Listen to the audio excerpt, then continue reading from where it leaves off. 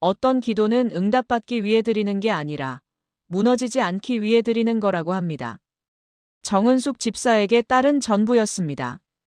결혼 후 오랜 기다림 끝에 얻은 하나뿐인 딸. 그 아이가 어느 날 갑자기 사라졌습니다. 퇴근길에서 연락이 끊긴 채로요. 은숙은 기도했습니다. 아니, 기도하려고 했습니다.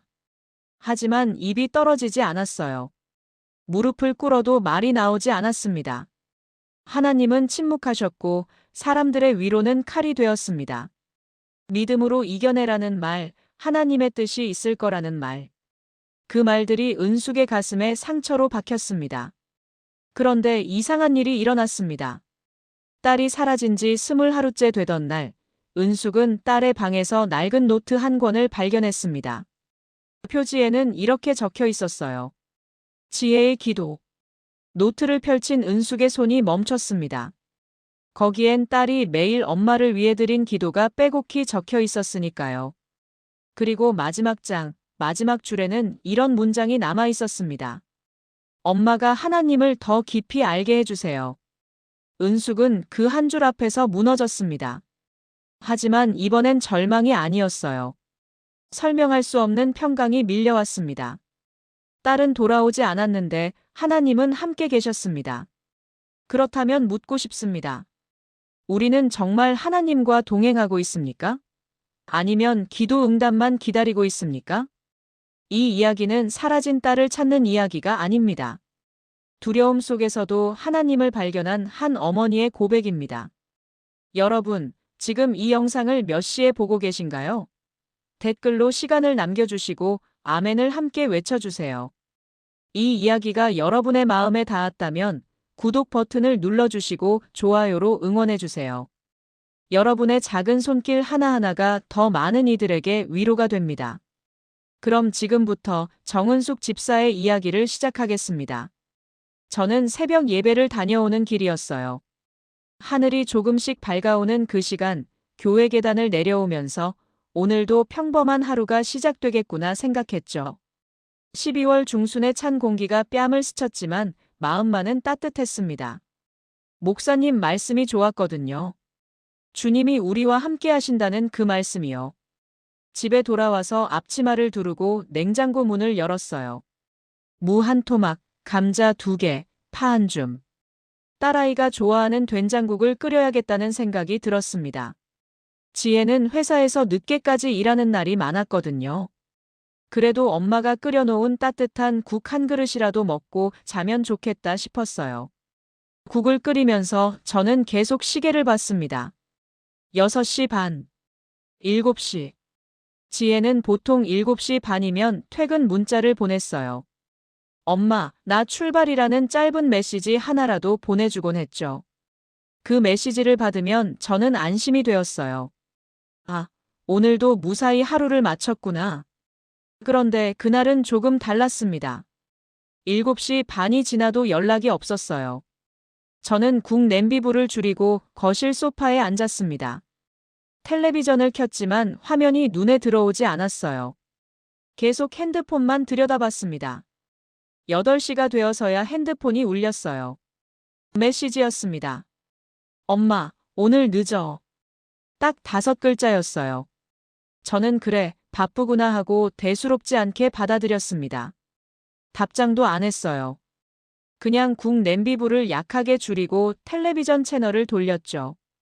9시가 지나고 10시가 되었습니다. 그래도 연락이 없었어요. 저는 다시 문자를 보냈습니다. 딸에게 언제 오냐고 물었어요. 그런데 이상했습니다. 읽음 표시가 뜨지 않는 거예요. 카톡이 전송만 되고 확인이 안 되는 상태였습니다. 처음엔 배터리가 나갔나 싶었어요. 지혜는 가끔 핸드폰 충전하는 걸 깜빡했거든요. 11시가 되자 남편 성우가 방에서 나왔습니다. 아직 안 왔냐고 물었어요.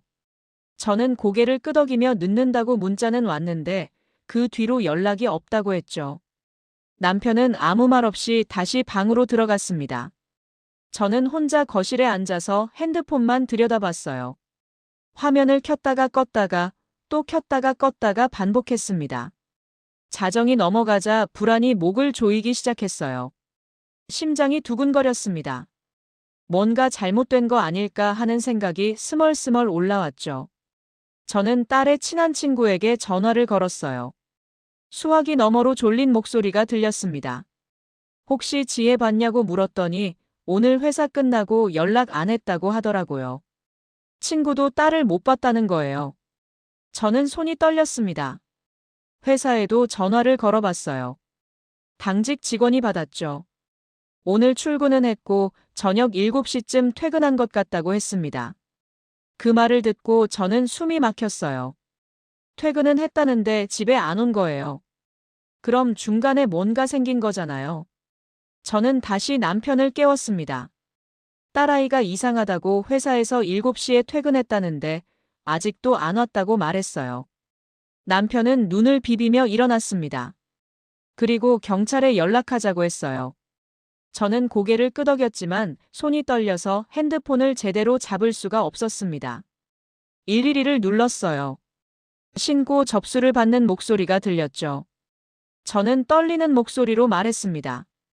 딸이 퇴근 후 연락이 끊겼다고 핸드폰도 안 받는다고요. 상대방은 침착하게 물었습니다. 언제 마지막으로 연락이 왔냐고요. 저는 8시쯤이라고 대답했어요. 그 뒤로 아무 연락이 없다고요. 경찰은 우선 2심사 시간을 기다려보자고 했습니다. 성인이라면 실종 신고는 2심사 시간 이후에 가능하다고요. 저는 그 말을 듣는 순간 힘이 쭉 빠졌어요. 2심사 시간이요? 그 시간 동안 뭔가 더 나쁜 일이 생기면 어떡하냐고 물었죠. 상대방은 최대한 빨리 처리하겠다고만 했습니다. 전화를 끊고 저는 소파에 주저앉았어요. 남편은 말없이 제 옆에 앉았습니다. 저는 딸의 방문을 바라봤어요. 닫혀있는 문 너머로 딸아이의 냄새가 느껴지는 것 같았습니다. 저는 일어나서 천천히 방문을 열었어요. 방 안은 정돈되어 있었습니다. 침대 위에는 딸이 좋아하는 인형이 놓여 있었고 책상 위에는 화장품 몇 개가 가지런히 놓여 있었어요. 저는 옷장 손잡이를 잡았습니다. 그리고 한참을 서 있었죠. 옷장을 열면 딸의 옷들이 보일 거고 그 옷들을 보면 저는 무너질 것 같았어요. 결국 옷장을 열지 못했습니다. 저는 그대로 주저앉았어요. 무릎에 힘이 풀려서 바닥에 털썩 앉아버렸죠. 눈물이 났습니다. 아직 아무것도 확인된 게 없는데 저는 벌써 최악의 상황을 상상하고 있었어요. 딸이 어디선가 다쳤을까봐, 누군가에게 잡혀갔을까봐 그런 생각들이 머릿속을 채웠습니다. 기도를 해야겠다고 생각했어요. 두 손을 모으고 눈을 감았죠. 그런데 이상했어요. 입이 떨어지지 않았습니다. 하나님을 부르려고 해도 목이 메어서 소리가 안 나왔어요. 제발이라는 말만 계속 맴돌았습니다. 제발 우리 딸 지켜주세요. 제발 무사하게 해주세요. 제발이라는 말밖에 할 수가 없었어요. 그렇게 한참을 무릎 꿇고 있었습니다. 남편이 들어와서 저를 일으켜 세웠어요. 저는 비틀거리며 일어났습니다. 다리에 힘이 없었어요. 남편의 부축을 받아 거실로 나왔습니다. 새벽이 되었습니다. 저는 한숨도 못 잤습니다. 남편도 마찬가지였죠. 우리는 말없이 나란히 앉아 있었어요. 창밖을 보니 출근하는 사람들이 보였습니다. 세상은 여전히 돌아가고 있었어요. 하지만 우리 집만 시간이 멈춰버린 것 같았습니다. 그날 밤 저는 처음으로 깨달았습니다. 기도가 막힌다는 게 이런 거구나. 하나님을 부르고 싶은데 목소리가 안 나온다는 게 이런 거구나. 전화기를 손에 쥔 채 저는 속으로만 외쳤어요. 하나님, 제발요. 그 한마디만 남기고 저는 눈물로 밤을 새웠습니다. 다음 날 아침, 저희는 경찰서로 갔습니다. 실종 신고를 정식으로 접수하기 위해서였어요. 경찰서 문을 열고 들어가는데 다리가 후들거렸습니다. 신고를 한다는 건 딸이 정말 사라졌다는 걸 인정하는 거잖아요. 저는 그 순간이 너무 두려웠어요. 담당 형사를 만났습니다. 중년의 남자 형사였는데 표정이 차분했어요. 저희를 앉히고는 천천히 상황을 물었습니다. 저는 떨리는 목소리로 설명했어요. 딸이 어제 퇴근 후 연락이 끊겼다고, 친구들도 모른다고, 회사에서는 7시에 나갔다고요. 형사는 고개를 끄덕이며 기록했습니다. 그리고는 저희에게 말했어요. 최선을 다해 찾아보겠다고요. CCTV를 확인하고 통화 기록도 조회하겠다고 했습니다. 저는 그 말에 조금 안심이 되는 것 같았어요. 경찰이 나서면 금방 찾을 수 있겠지 하는 생각이 들었죠. 하지만 형사는 이어서 말했습니다. 다만 단서가 부족한 상황이라 시간이 걸릴 수 있다고요. 저는 그 말을 듣는 순간 가슴이 철렁 내려앉았어요. 시간이 걸린다고요? 얼마나요? 저는 물었습니다. 형사는 정확히 말할 수 없다고 했어요. 상황에 따라 다르다고요. 경찰서를 나오는 길, 저는 멍했습니다. 횡단보도 신호가 바뀌는 것도 못 봤어요. 남편이 제 팔을 잡아 끌었습니다. 차가 지나가고 있었거든요. 저는 그제야 정신을 차렸죠. 하지만 머릿속은 여전히 하얘 있었습니다. 집으로 돌아왔어요. 현관문을 열고 들어서는데 집이 너무 조용했습니다. 딸아이 목소리가 들리지 않는 집. 딸아이 웃음소리가 없는 집. 저는 신발도 제대로 벗지 못하고 거실 바닥에 주저앉았어요. 그때 전화가 왔습니다. 교회 김 권사님이었어요. 소식을 들었다며 위로의 말을 건넸습니다. 은숙 집사님, 믿음으로 붙잡으세요. 하나님이 함께 하실 거예요. 저는 고맙다고 대답했습니다. 하지만 그 말이 위로가 되지 않았어요. 오히려 칼처럼 느껴졌죠. 믿음으로 붙잡으라고요? 저는 지금 믿음이 있는지 없는지도 모르겠는데요. 하나님이 함께 하신다고요? 그럼 왜 우리 딸은 사라진 건가요? 저는 그런 생각들이 머릿속을 휘젓고 지나갔습니다. 하지만 입 밖으로 꺼낼 수는 없었어요. 전화를 끊고 나서 또 다른 전화가 왔습니다. 이번엔 교회 박 권사님이었어요. 같은 말을 했습니다. 기도하고 있다고 하나님께 맡기라고요. 저는 또 고맙다고 했습니다. 그리고 전화를 끊자마자 핸드폰을 소파에 던져버렸어요. 저는 알고 있었습니다. 다들 선한 의도로 말하는 거라는 걸요. 위로하려고 하는 거라는 걸요. 하지만 그 말들이 제게는 짐이 되었어요. 믿음이 부족해서 이런 일이 생긴 건가? 기도를 덜해서 그런 건가?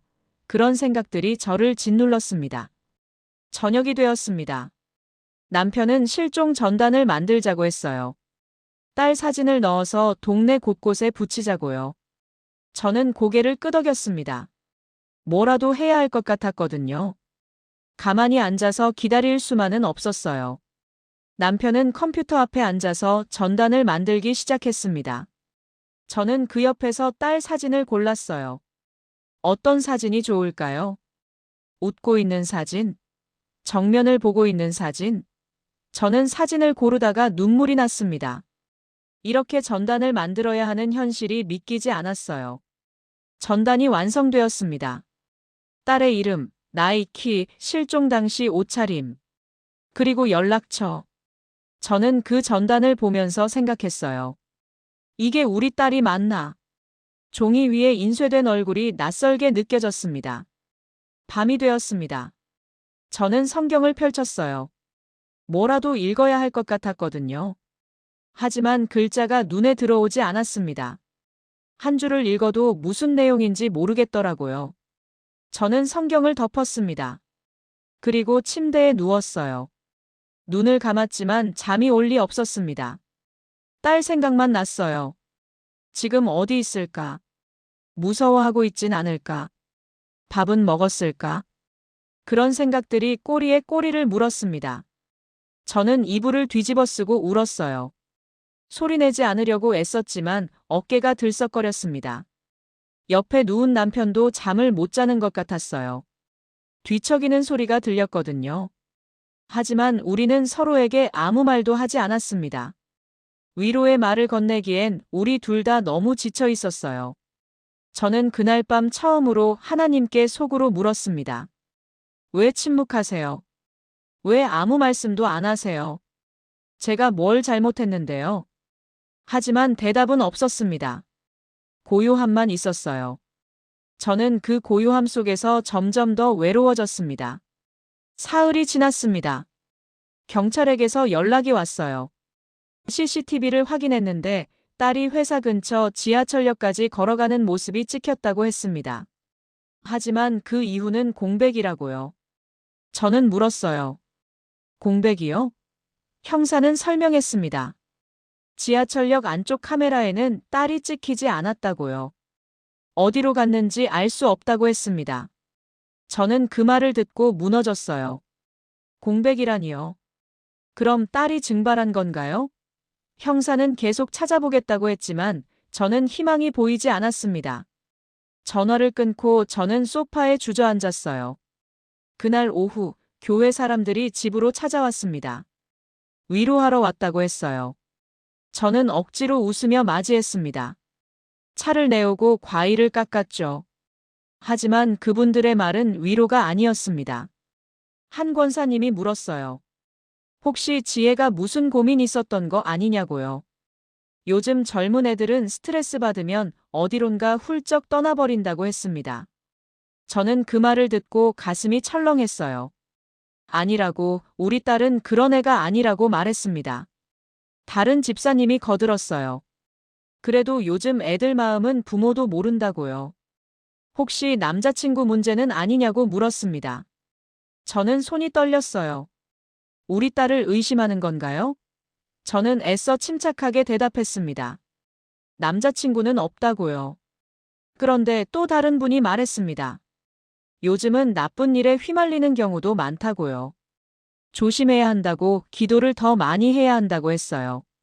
저는 그 말을 듣는 순간 숨이 막혔습니다. 더 많이 기도하라고요? 그럼 제가 기도를 안 해서 이런 일이 생긴 건가요? 저는 참을 수가 없었어요. 일어서서 말했습니다. 죄송한데 좀 쉬고 싶다고요. 그분들은 놀란 표정으로 저를 봤습니다. 하지만 곧 일어서서 나갔어요. 문이 닫히자 저는 그대로 바닥에 주저앉았습니다. 왜 사람들은 그런 말을 할까요? 위로한다면서 왜 상처를 주는 걸까요? 저는 이해할 수 없었어요. 아니, 이해하고 싶지 않았습니다. 저는 그냥 딸이 무사하길 바랄 뿐인데 사람들은 자꾸 딸을 의심하고 저를 책망했어요. 남편이 퇴근하고 왔습니다. 얼굴이 어두웠어요. 저는 물었습니다. 무슨 일 있냐고요? 남편은 한참을 망설이다가 말했어요. 회사 사람들도 비슷한 말을 했다고요. 혹시 가출 아니냐고. 요즘 젊은 사람들은 그럴 수 있다고요. 저는 화가 났습니다. 왜 다들 우리 딸을 그런 식으로 보는 거냐고 소리쳤어요. 남편은 아무 말 없이 고개를 숙였습니다. 저는 남편에게도 화가 났어요. 왜 가만히 있었냐고, 왜 딸을 변호하지 않았냐고요. 남편이 입을 열었습니다. 사람들 말에 신경 쓰지 말자고요. 우리만 알면 된다고 했어요. 하지만 저는 그 말이 위로가 되지 않았습니다. 신경 쓰지 말라고요? 어떻게 신경을 안 써요? 온 세상이 우리 딸을 의심하는데요. 저는 남편과 말다툼을 했습니다. 평생 처음으로 목소리를 높였어요. 남편도 지쳐 있었는지 똑같이 소리를 질렀습니다. 우리는 서로에게 상처 주는 말을 쏟아냈어요. 그리고 각자 방으로 들어가 버렸습니다. 저는 방에 누워서 천장만 바라봤습니다. 눈물이 났어요. 딸도 없는데 남편과도 싸웠습니다. 저는 완전히 혼자가 된 것 같았어요. 세상에 제 편이 아무도 없는 것 같았습니다. 핸드폰을 들었어요. 딸 이름을 검색했습니다. 혹시 무슨 소식이 있나 싶어서요. 하지만 검색 결과에는 비슷한 실종 사건들만 나왔습니다. 저는 그 기사들을 보면서 손이 떨렸어요. 이런 일들이 이렇게 많다니. 그리고 우리 딸도 이 중 하나가 되었다니. 저는 핸드폰 화면을 껐습니다. 더 이상 볼 수가 없었어요. 무릎을 꿇으려고 했습니다. 기도를 해야겠다고 생각했죠. 하지만 무릎을 꿇는 순간 머릿속에 끔찍한 상상이 떠올랐습니다. 딸이 어디선가 고통받고 있는 모습이요. 저는 기도를 할 수 없었어요. 입을 열려고 해도 그 상상들이 자꾸 떠올라서 말이 막혔습니다. 저는 그대로 주저앉았어요. 바닥에 엎드려서 울었습니다. 소리내서 울었어요. 누가 들을까봐 이불로 얼굴을 가렸습니다. 그날 밤 저는 처음으로 하나님께 화를 냈습니다. 왜 침묵하세요? 왜 아무 말씀도 안 하세요? 제가 뭘 잘못했는데요? 저는 평생 교회 다녔고 새벽기도 빠지지 않았고 헌금도 드렸어요. 그런데 왜 이런 일이 생긴 건가요? 하지만 대답은 없었습니다. 고요함만 있었어요. 저는 그 고요함이 싫었습니다. 차라리 책망이라도 해주시면 좋겠다고 생각했어요. 침묵보다는 나을 것 같았거든요. 하지만 하나님은 여전히 조용하셨습니다. 저는 그날 밤 잠들지 못했습니다. 새벽이 되어서야 겨우 눈을 붙였어요. 하지만 꿈속에서도 딸을 찾아 헤맸습니다. 깨어나서도 딸을 찾고 잠들어서도 딸을 찾았어요. 저는 온전히 쉴 수 있는 시간이 하나도 없었습니다. 일주일이 지났습니다. 경찰에게서는 별다른 소식이 없었어요. 저는 매일 형사에게 전화했지만 돌아오는 대답은 똑같았습니다. 아직 단서를 찾는 중이라고요. 저는 점점 지쳐갔어요. 새벽 예배를 갔습니다. 하지만 찬송이 귀에 들어오지 않았어요. 저는 교회 의자에 앉아 있었지만 마음은 딴 곳에 있었어요. 딸 생각만 했습니다. 설교 시간이었습니다. 목사님이 말씀을 전하셨어요. 하나님을 신뢰하라고, 어려움 속에서도 믿음을 잃지 말라고요. 저는 그 말을 들으면서 갑자기 숨이 막혔습니다. 신뢰하라고요? 어떻게요? 저는 자리에서 일어났어요. 밖으로 나가야 할 것 같았습니다. 교회 밖으로 뛰쳐나왔습니다. 공기를 마시며 저는 생각했어요. 내가 여기 앉아 있는 게 무슨 의미가 있지? 딸은 어디 있는지도 모르는데 저는 여기서 찬송 부르고 기도하고 있어요. 이게 맞는 건가 싶었습니다. 집에 돌아왔습니다. 현관문을 열고 들어서는데 딸의 컵이 보였어요. 싱크대에 그대로 놓여 있었습니다. 딸이 마지막으로 사용한 컵이었습니다. 입술 자국이 희미하게 남아 있었어요. 저는 그 컵을 안고 주저앉았습니다. 거실을 둘러봤어요. 딸이 쓰던 향수 냄새가 아직 남아있는 것 같았어요. 저는 딸의 흔적들에 둘러싸여 있었지만 딸은 없었습니다. 그 공허함이 저를 짓눌렀어요. 남편은 매일 실종 전단을 붙이러 다녔습니다. 전봇대에, 버스 정류장에, 상가 게시판에 전단을 붙였습니다. 사람들이 쳐다봤어요. 어떤 이는 동정 어린 눈으로, 어떤 이는 무관심하게요. 전단을 붙이면서 저는 딸 사진만 바라봤습니다. 웃고 있는 딸의 얼굴이요. 언제 다시 저 웃음을 볼 수 있을까요? 아니, 다시 볼 수는 있을까요? 그런 생각이 들 때마다 저는 고개를 저었어요. 안 돼, 그런 생각하면 안 돼. 밤이 되면 저는 딸의 번호를 눌렀습니다. 연결되지 않는 소리를 듣고 다시 눌렀어요. 또 듣고 다시 눌렀습니다. 남편이 그만하라고 했어요. 하지만 저는 멈출 수 없었습니다. 혹시 이번엔 받을지도 모른다는 희망 때문이었어요. 기도하려고 무릎을 꿇었습니다. 하지만 입에서 나오는 말은 딸 이름뿐이었어요. 지혜야, 어디 있니? 지혜야, 엄마야. 저는 하나님께 기도하는지 딸에게 말하는지 구분이 안 됐습니다. 그냥 딸을 부르고 또 불렀어요. 눈물이 마를 새가 없었습니다. 아침에 눈을 뜨면 눈두덩이 부어 있었어요. 밥맛도 없었습니다. 남편이 먹으라고 했지만 목으로 넘어가질 않았어요. 물만 마셨습니다. 거울을 봤어요. 제 모습이 낯설었습니다. 눈은 푹 꺼져 있고 입술은 바짝 말라 있었어요. 머리는 헝클어져 있었고요. 저는 거울 속 제 모습을 보면서 생각했어요. 이게 나인가? 친구들이 전화했습니다. 안부를 물었어요. 저는 괜찮다고 대답했습니다. 하지만 괜찮지 않았어요. 전혀요. 친구들도 알고 있었을 거예요. 제 목소리만 들어도 알 수 있었을 테니까요. 교회 사람들은 계속 연락했습니다. 기도하고 있다고 곧 좋은 소식 있을 거라고요. 저는 고맙다고 했습니다. 하지만 속으로는 생각했어요. 기도가 뭐가 중요해. 딸만 돌아오면 돼. 그런 생각을 하는 제 자신이 무서웠습니다. 밤마다 저는 딸의 방에 들어갔어요. 침대에 누워서 딸의 베개 냄새를 맡았습니다. 딸이 덮던 이불을 덮었어요. 딸이 있는 것처럼 느끼고 싶었습니다.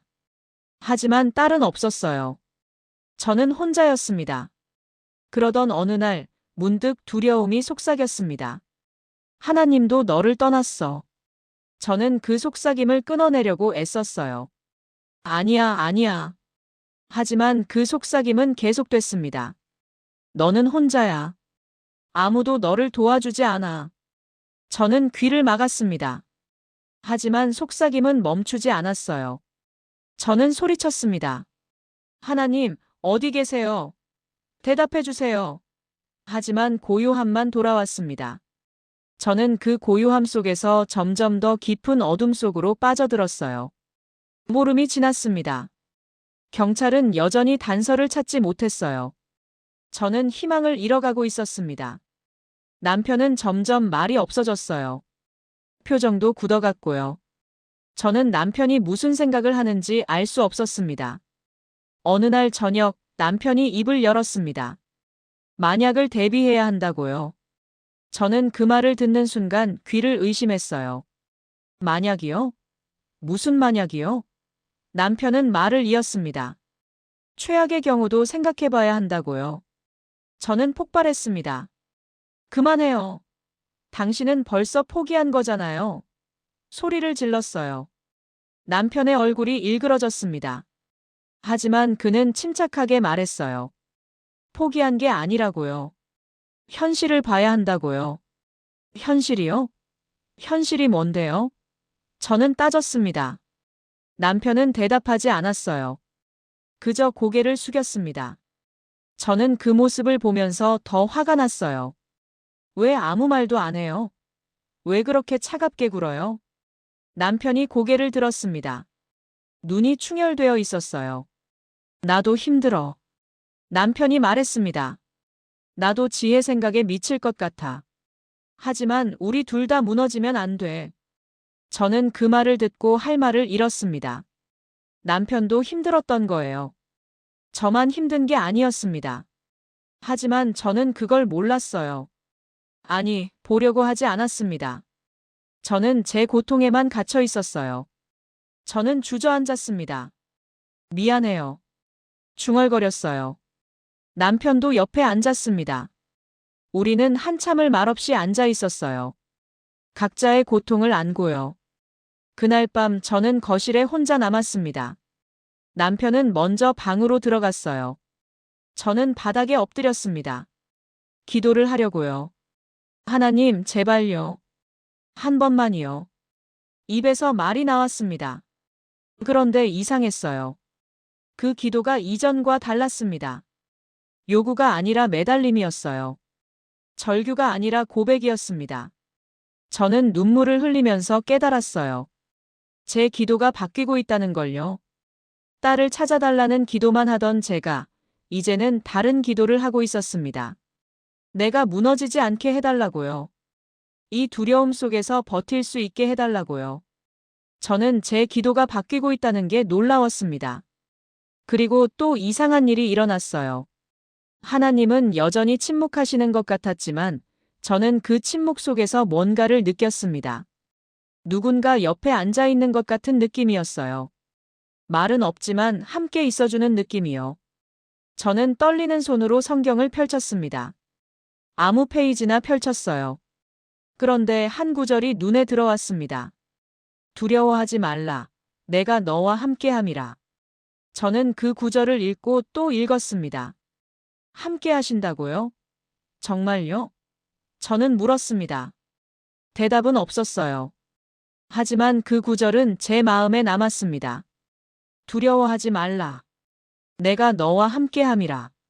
저는 그 말씀을 붙잡았습니다. 그날 밤 저는 조금 다른 사람이 되어 있었습니다. 여전히 두려웠고 여전히 딸이 보고 싶었어요. 하지만 완전히 혼자는 아니라는 느낌을 받았습니다. 하나님이 정말 함께 계신 건지는 몰라요. 하지만 저는 그렇게 믿기로 했습니다. 믿음이 아니라 선택이었어요. 저는 하나님을 믿기로 선택했습니다. 느껴지지 않아도 보이지 않아도요. 그게 제가 할 수 있는 전부였습니다. 저는 그날 밤 처음으로 평안하게 잠들었어요. 완전한 평안은 아니었지만 그래도 이전보다는 나았습니다. 실종 20하루째였습니다. 저는 딸 방을 정리하다가 책상 서랍 깊숙한 곳에서 오래된 노트 한 권을 발견했어요. 표지에는 손글씨로 지혜의 기도라고 적혀 있었습니다. 저는 손이 멈췄어요. 이게 뭐지? 노트를 펼치는 순간 숨이 멎었습니다. 딸이 매일 엄마를 위해 기도한 기록이 빼곡히 적혀 있었거든요. 엄마가 상처받지 않게 해주세요. 엄마가 사람들 말에 무너지지 않게 해주세요. 저는 눈물이 주르륵 흘러내렸어요. 딸이 저를 위해 이렇게 기도하고 있었다니요. 한 장 한 장 넘기면서 저는 울었습니다. 엄마가 교회에서 평안을 찾게 해주세요. 엄마가 웃을 수 있게 해주세요. 딸은 자기 일만 생각한 게 아니었어요. 딸은 엄마의 마음까지 품고 있었던 거예요. 마지막 장을 펼쳤습니다. 거기에는 마지막 기도가 적혀 있었어요. 엄마가 하나님을 더 깊이 알게 해주세요. 그 한 줄을 읽는 순간 저는 바닥에 주저앉았습니다. 노트를 껴안고 소리내어 울었어요. 딸은 엄마가 하나님을 더 깊이 알기를 원했던 거예요. 딸이 돌아오기를 바라는 것보다 더 큰 기도였습니다. 저는 그제야 깨달았어요. 그동안 저는 딸을 찾아달라고만 기도했지 하나님을 만나려고 하지 않았다는 걸요. 하나님, 이게 무슨 뜻이에요? 저는 노트를 가슴에 안고 물었습니다. 딸은 어디 있는데 왜 이걸 지금 발견하게 하신 거예요? 그런데 이상했어요. 문제는 그대로인데 제 마음 한복판에 뭔가 따뜻한 게 들어앉는 느낌이었습니다. 설명할 수 없는 평강이었어요. 딸은 여전히 없었습니다. 경찰에게서 소식도 없었어요. 하지만 저는 그 순간 혼자가 아니라는 걸 느꼈습니다. 하나님이 함께 계시다는 게 느껴졌어요. 저는 떨리는 목소리로 말했습니다. 주님, 저를 붙잡아 주세요. 딸이 없어도 제가 무너지지 않게 해주세요. 그 기도는 이전과 달랐어요. 요구가 아니라 의지였습니다. 저는 처음으로 하나님께 온전히 맡기는 기도를 드린 거예요. 노트를 펼친 채 저는 한참을 앉아 있었습니다. 딸의 글씨를 따라 손가락으로 쓸어내렸어요. 이 아이가 엄마를 위해 이렇게 기도했구나. 저는 딸이 얼마나 깊은 믿음을 가진 아이였는지 그때 알았습니다. 그날 밤 저는 딸의 기도 노트를 베개 밑에 두고 잠들었어요. 여전히 두려웠지만 완전히 절망하지는 않았습니다. 하나님이 정말 함께 계신다면 딸도 혼자가 아닐 거라는 생각이 들었거든요. 다음 날 아침, 저는 딸의 기도 노트를 품에 안고 경찰서를 찾아갔습니다.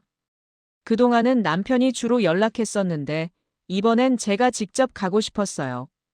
뭔가 달라진 것 같았거든요. 수동적으로 기다리던 제가 스스로 움직이게 된 거예요. 경찰서 문을 열고 들어가는데 다리는 여전히 떨렸습니다. 하지만 이전처럼 무너질 것 같지는 않았어요. 담당 형사님을 찾아갔어요. 형사님은 저를 보더니 잠깐 기다리라고 했습니다. 뭔가 확인할 게 있다고요. 저는 의자에 앉아서 기다렸어요. 심장이 쿵쾅거렸습니다. 왜 기다리라고 하셨을까요? 얼마 후 형사님이 돌아왔어요.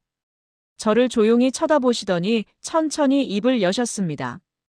어머니, 어제 새로운 제보가 들어왔습니다. 그 말을 듣는 순간 제 귀가 멍해졌어요. 세상이 멈춘 것 같았습니다. 새로운 제보요? 저는 떨리는 목소리로 물었어요. 형사님은 고개를 끄덕이셨습니다. 아직 확실하진 않지만 따님과 비슷한 인상착의를 가진 사람이 목격됐다고요. 지방의 한 편의점에서 CCTV에 찍혔다고 하셨어요. 저는 자리에서 일어나려다가 다시 주저앉았습니다. 다리에 힘이 풀렸거든요. 정말요? 정말 우리 딸일 수도 있어요? 형사님은 신중하게 말씀하셨어요. 확인 중이라고 최대한 빨리 알려드리겠다고요. 저는 그 자리에서 눈물이 났어요. 하지만 이번엔 절망의 눈물이 아니었습니다. 희망의 눈물이었어요. 아니, 희망보다 더 깊은 무언가였습니다. 하나님이 정말 들으셨구나 하는 확신이었어요. 경찰서를 나오는 길, 저는 딸의 기도 노트를 꼭 껴안았습니다. 엄마가 하나님을 더 깊이 알게 해주세요. 딸의 그 기도가 지금 이루어지고 있다는 생각이 들었어요. 저는 이 20하루 동안 하나님을 더 깊이 알게 되었으니까요. 남편에게 전화를 걸었습니다. 여보, 새로운 제보가 들어왔대요. 전화기 너머로 남편의 숨소리가 거칠어졌어요. 남편의 목소리도 처음으로 떨렸습니다. 정말이야? 정말? 저는 그제야 알았어요. 남편도 그동안 얼마나 무너질까봐 애써 버티고 있었는지요. 집으로 돌아오는 길, 저는 속으로 계속 기도했습니다. 하나님, 제가 지금도 무서운데요. 그래도 같이 가주세요. 증거를 먼저 주신 게 아니라 동행을 먼저 주셨다는 걸 저는 이제 알았어요. 그날 저녁, 남편과 저는 오랜만에 함께 기도했습니다. 서로의 손을 잡고 눈물을 흘리며 기도했어요. 하나님, 딸을 지켜주세요. 그리고 우리도 끝까지 버틸 수 있게 해주세요. 기도를 마치고 눈을 떴을 때 남편의 눈에도 눈물이 고여 있었습니다. 우리는 아무 말 없이 서로를 껴안았어요. 말이 필요 없었습니다. 우리는 같은 마음이었거든요. 제보가 들어온 후 수색이 시작되었습니다. 하지만 쉽지 않았어요. 확실한 단서가 아니었기 때문에 기대는 매번 꺾이고 다시 붙기를 반복했습니다. 형사님은 계속 연락을 주셨어요. 확인 중이라고, 조금만 더 기다려달라고요. 저는 전단지를 붙이러 다니며 사람들의 무관심과 때로는 짜증 섞인 반응도 받아냈습니다. 어떤 분은 귀찮다는 표정으로 고개를 돌렸어요. 어떤 분은 이미 붙어있는 전단지를 떼어내기도 했습니다. 하지만 저는 이전과 달라져 있었어요. 무너지는 대신 마음속으로 계속 한 문장을 붙잡았습니다. 내가 너와 함께함이라. 그 말씀이 저를 지탱해 주었어요. 어떤 날은 하늘이 맑기만 해도 화가 났었어요. 세상은 왜 이렇게 평화로운데 우리 집만 무너지는 거냐고 원망했었죠. 하지만 이제는 맑은 하늘 아래서도 제가 울 수 있다는 걸 알았습니다. 울되 절망이 아니라 살아있음을 확인하는 울음이요. 남편은 말없이 제 어깨에 겉옷을 걸쳐 주었습니다. 전단지를 들고 걸어가는 제 옆을 묵묵히 따라왔어요. 우리는 처음으로 같은 방향을 보고 걸었습니다. 예전엔 각자 따로 아파했는데 이제는 함께 아파할 수 있게 되었어요. 형사님에게서 연락이 왔습니다. 수색 범위가 좁혀졌다고요. 편의점 근처를 중심으로 찾고 있다고 하셨어요. 저는 고맙다고, 정말 고맙다고 몇 번이나 말했습니다. 그날 밤 저는 딸의 기도 노트를 다시 펼쳤어요. 엄마가 하나님을 더 깊이 알게 해주세요. 그 기도를 읽으면서 저는 생각했습니다. 딸이 왜 이런 기도를 남겼을까요? 딸이 돌아오게 해달라는 기도보다 더 큰 기도였어요. 딸은 알고 있었던 거예요. 엄마가 정말 필요한 건 기적이 아니라 하나님과의 동행이라는 걸요. 딸은 엄마가 상황이 아니라 하나님을 붙잡길 원했던 겁니다. 저는 눈물로 고백했어요. 주님, 딸이 돌아오든 안 돌아오든요. 저는 주님을 놓지 않겠습니다. 그 고백이 입 밖으로 나오는 순간 제 마음이 자유로워지는 걸 느꼈어요. 결과를 놓아드린 거예요. 딸을 포기한 게 아니었습니다. 하나님을 더 단단히 붙잡은 거였어요. 이상하게도 그 순간 평안이 왔습니다. 모든 게 해결된 건 아니었는데 마음은 고요했어요. 남편과 저는 그날 밤 처음으로 평안히 잠들었습니다. 완전한 평안은 아니었지만 그래도 이전보다 훨씬 나았어요. 하나님이 함께 계신다는 걸 알았으니까요. 다음 날 오후 형사님에게서 전화가 왔습니다. 어머니, 찾았습니다. 그 말을 듣는 순간 저는 핸드폰을 떨어뜨릴 뻔했어요. 남편은 제 표정을 보더니 눈이 커졌습니다.